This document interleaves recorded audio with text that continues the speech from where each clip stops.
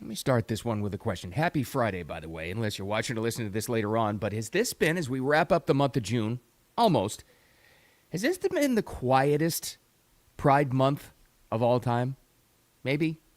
Maybe it's just personal perception. I don't know. It seems to be that way. I mean, there's been less of it, less visible display. Maybe I'm just too sheltered. I don't know. But it's very interesting to keep an eye on this. Because if you went back, I'll call it 2-3 years ago, you couldn't escape it. You might remember that. And the controversy has always been there. Veterans have said for years, why do veterans get one official holiday a month and all of a sudden we have a month for Pride? It's a valid question. But when you push back against something like this, you happen to disagree with, like these San Francisco Giants players that are all over the news now. They've kind of like jumped from sports media, which is awful media, into the general public perception of this whole thing. When you push back the right way, you can get a big, big win in what you stand up for, if you do it the right way. And we'll get into it. Thanks for finding me. I appreciate you. Wicked Radio live stream and then the podcast replay on X and YouTube and Facebook. Audio podcast, wherever you like to get them.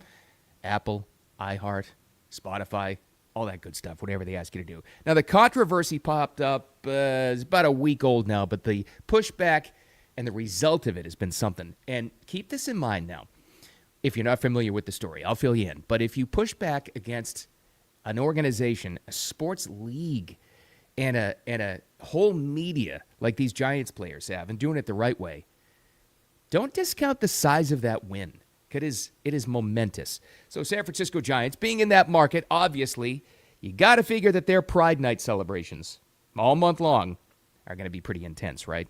Let's be big boys and girls about this. You know their market, you know their city, you know what they stand for, you know what they... So keep in mind San Francisco Giants management and what they have to try to do to appease their fan base.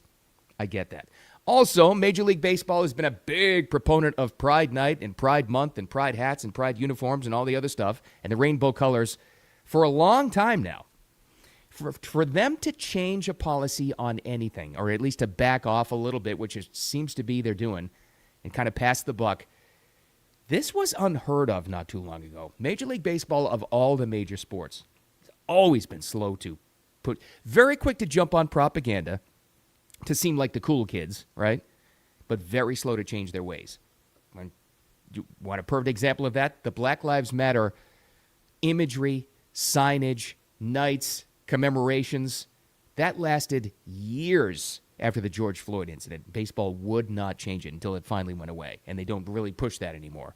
The Pride Night was going back even longer. So 3 Giants players didn't refuse to wear Pride-oriented uniforms and hats, but they wanted their own personal expression, and they wrote some Bible verses on them. 3 players. The most prominent one is apparently Landon Rope, I think his name is. So he gets booed all the time in there, and they decided to do this, and then the team kind of admonished them, and then baseball came out and they said, we're going to issue a warning to them that they need to wear the uniform or else. Okay? Well, the players said, no, we'll wear the uniform, but we're going to still have the Bible verses. So this is the controversy that popped up all over this. What was the reaction? Let's go to reaction first from Giants fans, and then we'll go to San Francisco media. San Francisco sports media, which became a national story. Remember what I always say, sports media is the worst media. So what was the reaction from some of the fans? This is my favorite guy. This is the first time I've ever been embarrassed to be a Giants fan. I mean, it was shocking. You know, like I never would have expected that from this team. And once it did happen, I would have expected a reaction. And the fact that neither of those things are happening is just...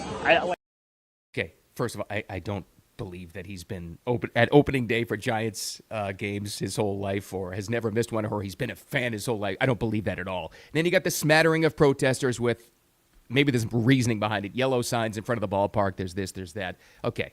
So that's the reaction from the fans so far. This is what the team was afraid of. They thought it was going to be so overwhelming. And how about the guy's reaction? Just shocking. Shocking that these players weren't banned. Keep in mind, just because they disagreed with his ideology. Okay? And you got this guy. He's another organizer of, I think it's the same event. It's not that large of a protest, but listen to what he says. And what does coming out here and demonstrating mean to you personally? I mean, someone's got to do it. Okay. We need to stand up. We need to have voice. Unlike the Giants leadership, we need to say something. What does it mean to you to come out here? Somebody's got to do it. Oh, yeah, like they don't get support enough. We need to have a voice. Really? Really? Let's be honest here. Okay, so you're a San Francisco area, Bay Area resident. You don't think you have a voice for LGBT rights for real? Like they really think this? Well, here's the answer. Yes, they do. There's still this perception out there that the LGBT rights and the gay community and this and that, Queer Pride and Pride Night and Pride Month, they still don't think it's enough. Keep that in mind. And most people, the majority of fans, are like, it doesn't matter. It's a big deal. It's this and that. It's whatever. But lo and behold, you have 3 players that went along with the plan and they wore their Pride uniforms and they went along with it, but they also wanted to express something and they wanted to put Bible verses on there. And that's the controversy? That's what caused this?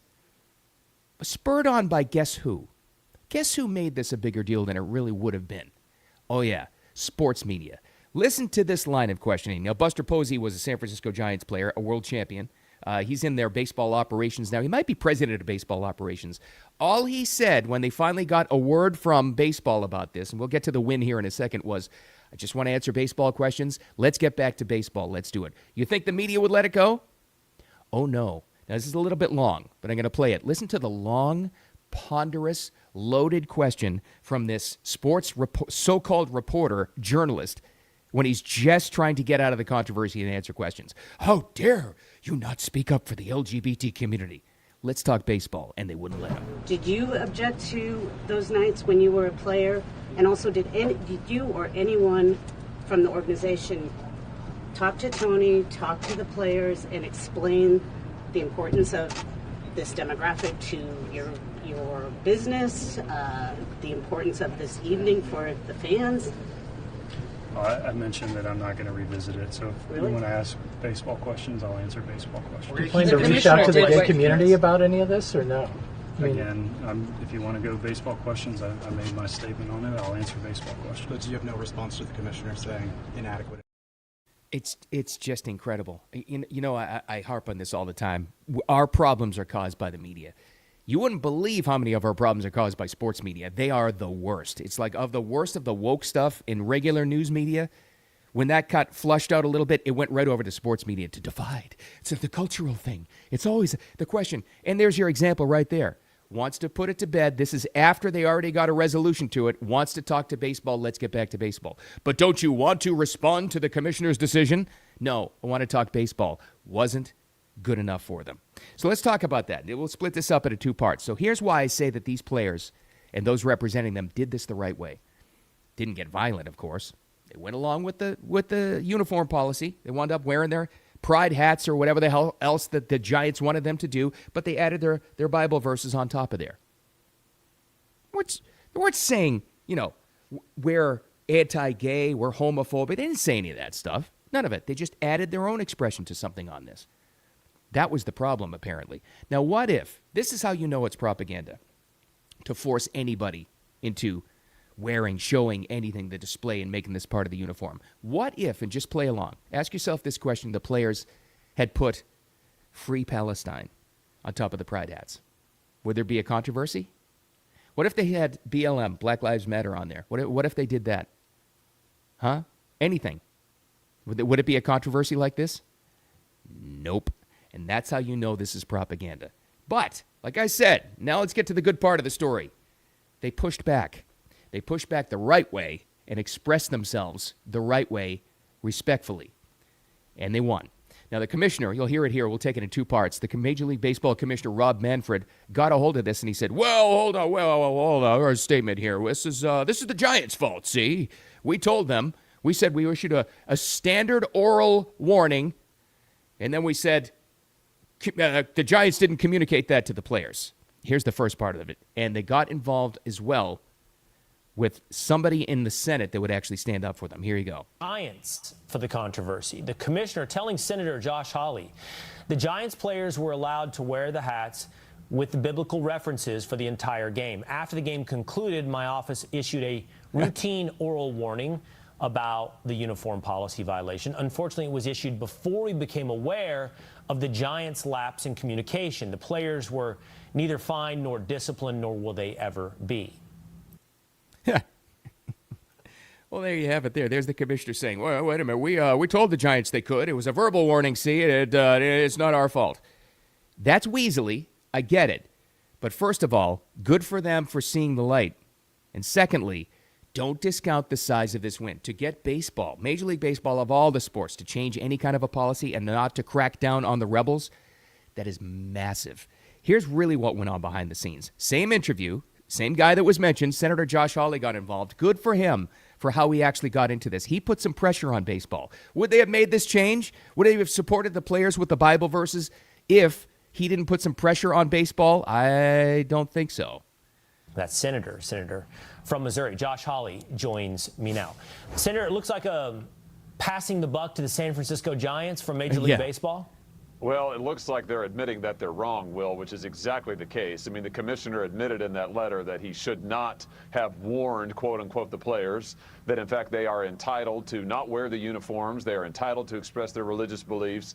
And he said, as you just quoted, no player will ever be disciplined or fined for their religious beliefs. And I don't frankly care who he blames for it, so long as he admits that he's wrong, so long as players' religious liberty rights are protected. And, you know, I just have to say, I think that this is a great outcome. It is a great outcome.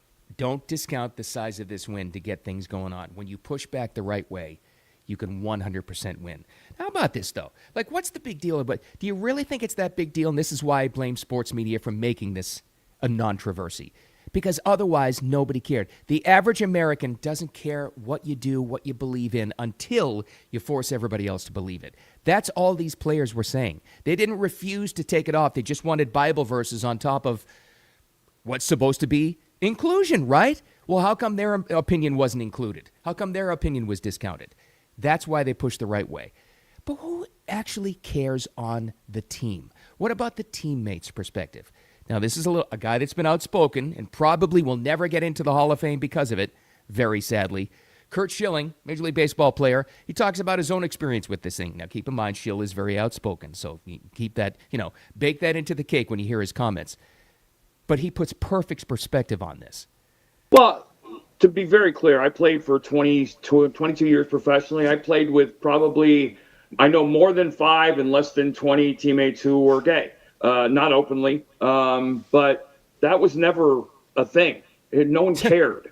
And I think we've gotten to a very dangerous place in society where the people, and I've always said this, the people who just want to be left alone, once the government starts infringing on their rights and their lives, you've got problems. And I would ask you this, Congresswoman, if tomorrow Major League Baseball had a Christian faith day and put crosses on the hats, there would be protests at every big league park in every. He's right. He's exactly right. And that goes back to it. What if these players had said on top of their Pride Night hats had put Free Palestine or BLM or anything? Would there be a controversy? Nope. They'd be cheered. And that's the hypocrisy of this thing. That's why they pushed back. And it worked. Again, I know I'm beating a dead horse here, but to get Major League Baseball to back off a little, okay, or at least pass the buck and say, not our fault. The Giants didn't tell them that they could put Bible verses on their hats. For them to even get that far is a massive win, and they got this far because they pushed back the right way, got a hold of somebody that would be in their corner for them. That happened to be Senator Josh Hawley. And did he have to threaten them a little bit with some of baseball's shenanigans going on in the finance department? Yup. Absolutely he did. It matters. They will hear you. And it's not like everybody even cared about this whole thing. Curt Schilling said it right there. Majority of players do not care. Majority of fans do not care. Most of us don't give a damn what you support, what you are, what your lifestyle is, unless you're hurting somebody else or you're trying to push it on everybody else. That's where they draw the line. This goes back to the original point in the introduction. Has this been a little bit quieter for Pride Month? Or is that just my perception? I think it's because people said, we get you, but you're pushing a little too far. I think. Now, we heard from the fans in San Francisco, of course, that are propped up by the media, and they're the only ones that'll show you anything. And they said, okay, the outrage. I can't believe they allowed their players to do this. The fake controversy. Let's not start to think that all of their fans are that way. You know that old expression from the mouths of babes? Yeah. this kid makes the best point of all. Let's wrap up with him. So there's obviously a big Pride Night controversy. You had a few of the pitchers, they put Bible verses on their Pride hats. What do you think about that? I get it because I don't know why that should be in baseball. Like Pride Night should not be in baseball? No, I don't get the point of it. So you would support the pitchers putting the Bible verses on their hats? Yeah, What do you think about people that are mad about it? they're probably gays. Well, he's probably right about that. I mean, is the kid wrong? What do you think about the people protesting? The kid simply says, and is he wrong factually? Well, they're probably gay. Nothing wrong with that. By the way, let's not forget about this. I bet you there are plenty, but scared to death to speak out. Plenty of gay San Francisco Giants fans that support the players who are doing this too. I would bet you a bottom dollar that they are. But you can't speak out against the narrative unless you like these players and you do it the right way. That's a massive win, guys. It's a massive, massive win. And that's not a win against gay rights. It's not a win against LGBTQ plus whatever the hell the next letter is in that whole algorithm. But it's a massive win for personal expression, that your personal feelings about anything are just as important as anybody else's.